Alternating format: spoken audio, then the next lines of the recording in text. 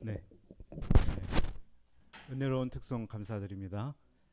아, 우리가 아, 예수님을 향하여 예수님이 위에서 부르신 상을 향하여 우리의 표대를 향하여 달려가는 인생이 될 수 있기를 기도합니다. 그 요즘 이탈리아에선가 동계 올림픽을 하고 있는데요. 그 최가온 선수라고 있더라고요. 혹시 이렇게 보셨는지 모르겠지만은 17살인가? 근데 여고생인데 그 우리나라 그 뭐 스노보드 하프파이브인가요? 그거 이제 대표 선수인데 그 1차 시기 때 그 공중에서 이제 이렇게 돌고 떨어지는데 이렇게 그 림에 걸려 가지고 머리부터 떨어졌잖아요. 1차 시기 때. 그래서 큰 부상을 입어 가지고 그 할 수 없다. 그래서 전광판에 이제 그 불가 이렇게 떴어요. 근데 그, 최원 학생이 하겠다고 해서 2차 시도를 했는데 2차 시대에 또 넘어졌어요. 진짜 안 된다. 코치와 아버지가 다 말렸는데 할 수 있다. 하겠다. 그래서 3자 시기 했는데 가장 눈물어가 치고 가장 힘든 상황인데 결국 그 3자 시기 때 완벽하게 해냈잖아요. 그래서 결국 금메달을 땄는데 그래서 하여튼간 이런 시나리오가 없다. 막 그런 얘기도 나오고 그러는데 예, 그게 생각이 나네요. 우리 달린다는 것이 굉장한 어려움과 역경, 환란, 장애, 절망적인 상황 닥치게 되지만 우리가 예수님처럼 또 예수님이 그 길을 가셨기 때문에 우리도 갈 수 있고 주님이 함께 하시기 때문에 우리가 끝까지 우리에게 주신 부름의 상을 위하여 믿음으로 달려갈 수 있기를 기도합니다. 예, 오늘은 서론이 길었는데요. 자, 오늘 말씀의 제목 은사는 여러 가지나 성령은 같고 요절을 4절부터 6절로 잡았습니다. 4절부터 6절 함께 읽어보겠습니다. 시작. 은사는 여러 가지나 성령은 같고 직분은 여러 가지나 주는 같으며 또 사역은 여러 가지나 모든 것을 모든 사람 가운데서 이루시는 하나님은 같으니. 아멘. 하나님 아버지 감사합니다. 우리들을 예수님의 피로 구원하여 주시고 이 교회의 지체들로 불러 주셔서 감사합니다. 또 우리 각자에게 맞는 은사와 직분을 주셔서 주님을 위해 사역하게 하심을 감사합니다. 이 시간 우리에게 주신 게 무엇인지 또 상대방에 주신 게 무엇인지 우리가 어떻게 조화롭게 하나 되게 하시는지 우리가 주님의 손길 느끼고 깨닫고 영접하는 시간 되도록 도와주시기를 간절히 기도합니다.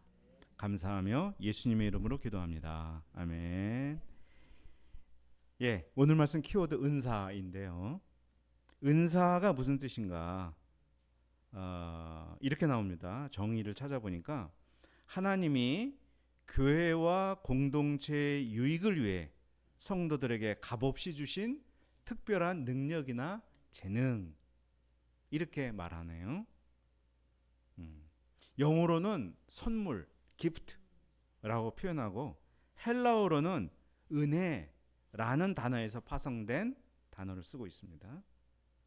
자, 고린도 교회는 이 은사, 하나님으로부터 받은 이 선물, 은혜를 가지고 막 우열을 따지며 싸우고 있었어요. 마치 설 명절에 아이들이 부모님으로부터 선물을 받았는데 누구 선물이 더 좋은지 그거 갖고 막 싸우는 모습과 비슷했습니다. 부모님이 선물을 왜 주신 거예요? 사랑하기 때문에 주신 거고 그 선물 갖고 형제끼리 화목하게 지내라고 주신 거잖아요. 만일 근데 선물 가지고 싸우면 니네들 선물 다 압수야? 이러시겠죠. 하나님과 우리의 관계도 같지 않나. 우리가 은사 갖고 싸우면 니네들 다 압수야? 이렇게 하실 것 같아요. 고린도 교회 성도들은 은사가 어디서 온 것인지 그리고 무엇을 위해 주어진 것인지를 분명하게 알아야 했습니다. 자, 우리가 조금 더 크게 생각해 볼까요? 모든 인류에게는 각자가 하나님으로부터 받은 고유한 재능, 기질, 성격, 취향 등이 있어요. 그것을 분석하는 유명한 도구 중에 하나가 MBTI죠. 16개로 구분했는데 요즘은 64개로 분화되었습니다. 알고 계십니까? 네. 네. 저는 INTP-A씨던가 뭐 전에 한번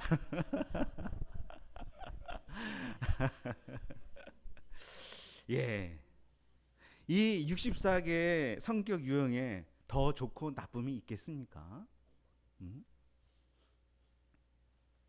상대방이 어떤 재능과 능력이 있든지, 상대방이 내 마음에 들든지 안 들든지, 그 인생 뒤에는 하나님이 계심을 우리가 믿어야 되잖아요. 특히 신자라면 말이죠. 자, 모든 신자들은 예수님을 주님으로 고백한 사람들이에요. 말씀해 보면 성령으로 아니하고는 누구든지 예수님을 주님으로 고백할 수 없다고 말했어요. 그가 주님으로 고백한다는 것은 성령이 그 사람에게 역사하신다는 증거이죠. 그러므로 상대방이 하는 행동이 아무리 마음에 들지 않아도 주님이 함께하는 사람이구나. 주님의 사랑하시는 자녀구나. 그렇다면 나에게도 형제자매 가족이 있구나. 이렇게 생각을 해야 된다는 거예요. 이런 생각을 못하기 때문에 고린도 교회는 많은 무질서와 혼란이 생겼던 것입니다. 자, 교회 안의 신자들은 참 다양해요. 은사도 다양하죠. 여러분 다 다양하잖아요. 다양하지만 그 모든 것이 한 성령으로부터 나왔다라는 것을 오늘 말씀은 분명하게 얘기합니다. 우리가 여러 모양으로 살아가지만 다 한 하나님이 창조하셔서 하나님의 때에 부르셔서 이렇게 함께 교회로 모이게 하신 존재들이다 하는 것이죠. 바울은 은사나 직분이나 사역이 여러 가지이지만 그것들은 한 분 하나님으로부터 나왔다 하는 것을 강조하고 있습니다. 자, 그러면 성령이 각 사람에게 다양한 은사를 부여하신 이유가 무엇일까? 자, 7절 말씀 보면 교회 공동체를 유익하게 하려 하심이라고 말씀했어요. 교회 공동체를 위해 주신 거예요. 각 사람이 자기에게 주어진 은사 가지고 잘 먹고 잘 살라고 주신 게 아니다 하는 거죠. 이게 이제 세계적으로 봐도 마찬가지인 거예요. 하나님이 어떤 사람에게 천재 같은 머리를 주셨으면 그 똑똑함으로 컴퓨터 해킹하는 사람 되지 말고 교회와 세상을 이롭게 하는데 이바지 않은 사람이 되라 이런 거죠. 하나님이 어떤 사람에게 막대한 부를 몰아 주신다면 자신의 일신의 안위만 생각할 게 아니라 도와줘야 될 사람들에게 도움을 주는 그런 사명감을 가지라고 주는 거죠. 이처럼 한 사람의 은사에는 공동체 유익을 실현하려는 하나님의 뜻이 담겨 있음을 믿어야겠습니다. 바울은 공동체를 유익하게 하는 은사 중 몇 개를 여기서 언급을 하는데요. 누구에게는 말씀을 잘 깨닫고 가르치는 은사를 주셨다. 누구에게는 낙심하고 있는 사람을 격려하는데 아주 도 같은 믿음의 은사를 주셨다. 누구에게는 이렇게 문지르기만 하면 막 병이 낫는 엄마 손이 약손이다 막 이러면서 이렇게 병이 낫게 은사를 또 주셨다. 또 아무도 할 수 없는 일을 그 사람이 났으면 항상 문제가 풀리는 이러한 능력을 가진 그런 분도 있다. 또 어떤 분은 영적으로 아주 민감해서 미혹의 영을 잘 분별해내는 사람도 있다. 또 어떤 사람은 기도만 하면 하나님과 신령한 대화로 몇 시간이고 기도하는 게 전혀 피곤하지 않는 그런 분도 있다. 은사는 다양하다는 거죠. 근데 좀 이질적이고 이해하기 힘든 부분도 있습니다. 그렇지만 이 모든 은사는 성령의 그의 뜻대로 교회 유익을 위해 각 사람에게 나누어 주시는 거다라고 11절에서 말씀을 합니다. 자, 그러면 이 은사들은 누가 받느냐? 유대인만 받지 않는다. 헬라인도 받는다. 자유인만 받는 게 아니라 종, 노예도 받는다. 이렇게 말해요. 인종과 신분과 성과 계급을 뛰어넘어 다양한 사람들이 하나님이 주신 은사를 받는다라고 말해요. 당시에 귀족과 노예가 함께 할 수 없었던 세상에서 교회만은 귀족도 노예도 하나님의 은사를 받아서 함께 할 수 있는 유일한 곳이었어요. 얼마나 교회가 당시에 희망이 되었겠습니까? 그러니까 다양한 사람들이 모이게 되는 것이죠. 그런데 이렇게 다양한 사람이 모이다 보니 어쨌든 사람들이기 때문에 비교하는 마음이 들기 시작하는 거예요. 비교하는 마음. 자, 이 비교하는 말을 우리 사도 바울이 어떻게 표현하고 있냐면은 그게 이제 15절부터 시작이 되는 거거든요. 발이 이르되 이렇게 말하죠. 발이 뭐라고 말하냐면은 나는 손이 아니다 이렇게 말하기 시작한다는 거예요. 또 16절을 보면 귀가 이르되 나는 눈이 아니다 이렇게 말한다는 거예요. 자, 발은 뭐냐? 지가 낮고 일이 천해 보이는 사람을 상징하는 거예요. 귀는 뭐냐? 발보다는 좀 지위가 높지만 눈보다는 좀 떨어지는 상대적 어떤 그 열등감이나 박탈감에 시달릴 수 있는 사람을 상징하는 거예요. 아시겠죠? 그러니까 뭐 가난하든지 배운 게 부족하든지 사회에서 비주류처럼 여기는 사람들의 자주 섞인 한탄이 이렇게 흘러나온다는 거예요. 에이, 난 발이야. 난 손이 아닌데 뭘 하겠어. 아, 난 귀야. 난 눈이 아닌데 뭘 하겠어. 이렇게 말한다는 거예요. 그런데 바울은 발이 손이 아니라고 해서 몸에 붙지 아니한 게 아니고 귀가 눈이 아니라고 해서 몸에 붙지 않은 게 아니지 않느냐라고 말해요.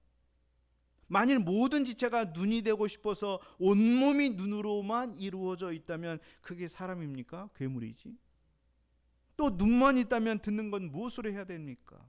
모두가 귀가 되려고만 한다면 냄새는 무엇으로 맡아야 합니까?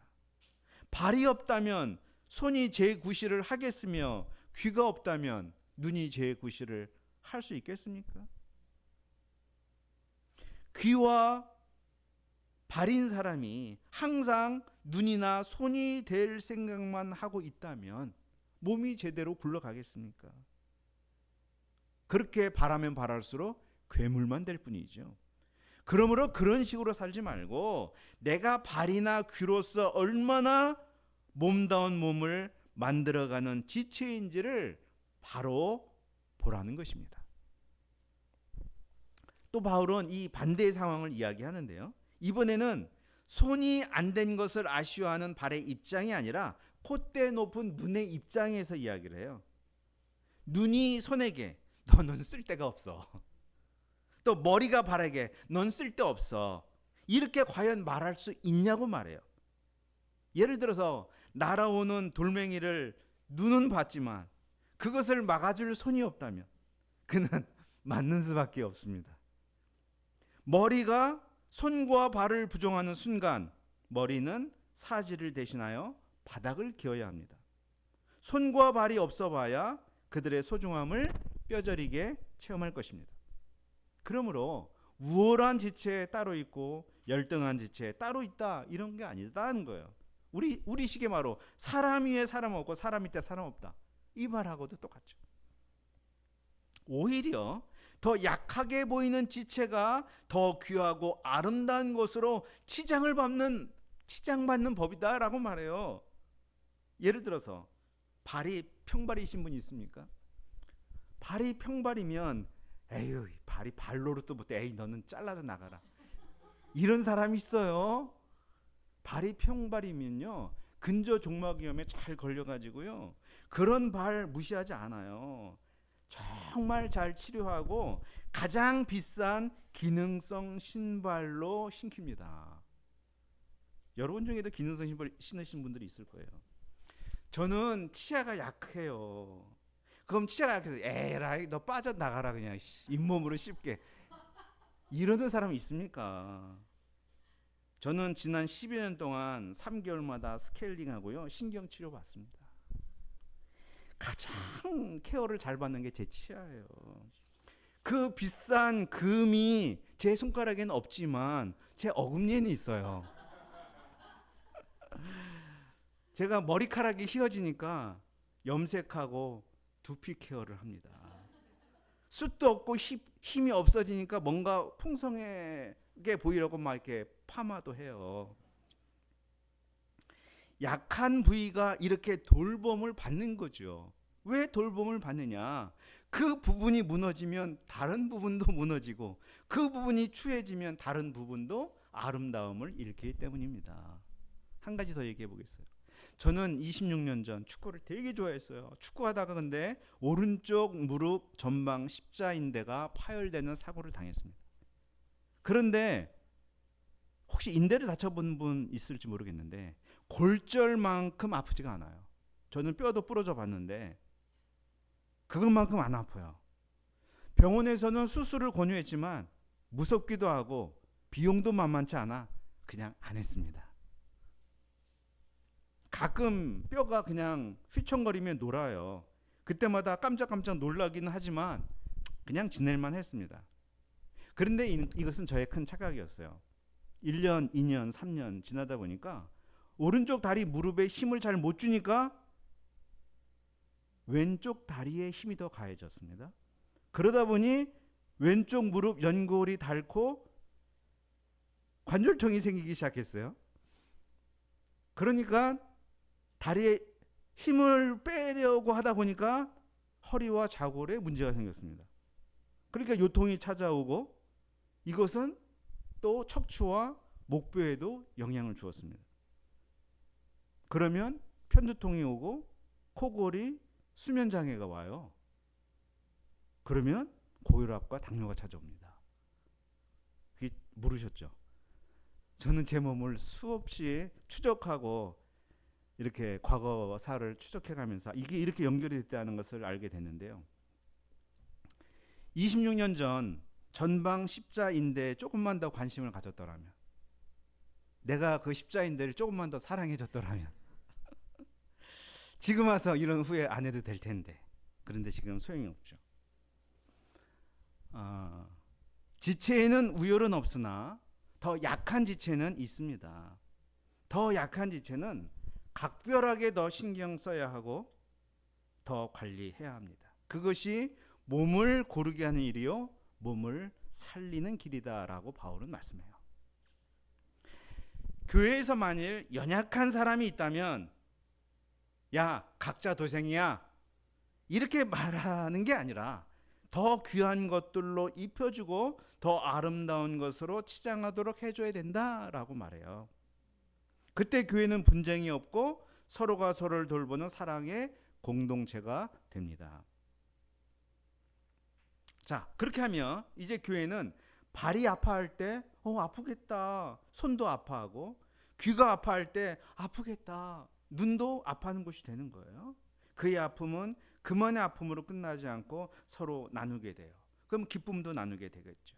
그의 잘됨이 나의 잘됨으로, 나의 행복으로 연결되죠.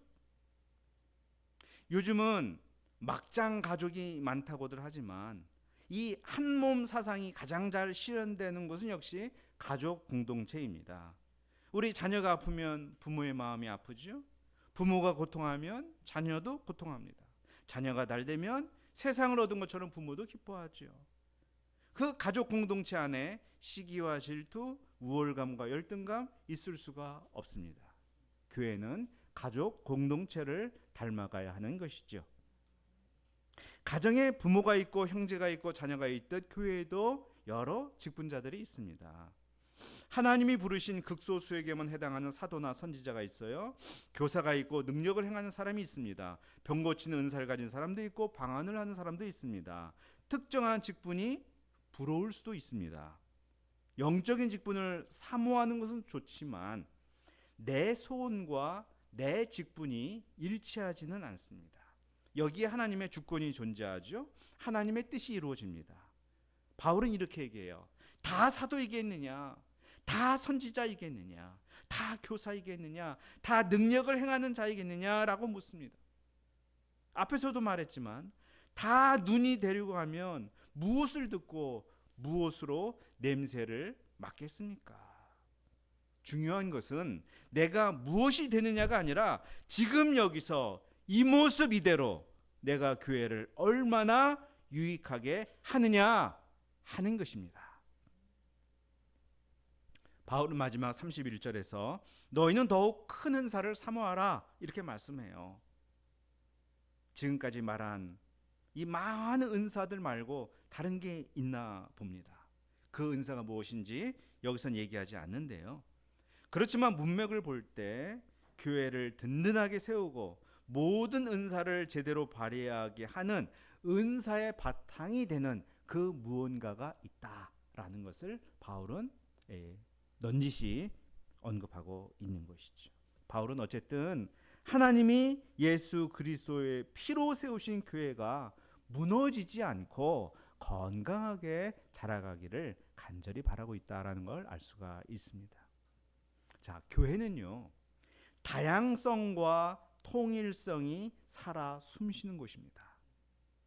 다양하지만 혼란스럽지 않은 곳이고 통일적이지만 획일적이지 않은 곳이 교회예요. 무지개 색깔처럼 다양한 색깔이 통일된 아름다움을 선사하는 곳이 교회죠. 우리는 예수님의 제자 공동체가 얼마나 다양한 사람들로 이루어져 있는지를 잘 알아요. 세리도 있었고 열혈당원도 있었습니다. 요즘으로 말하면 보수와 진보가 공존하는 공동체였습니다. 여제자들도 많았습니다.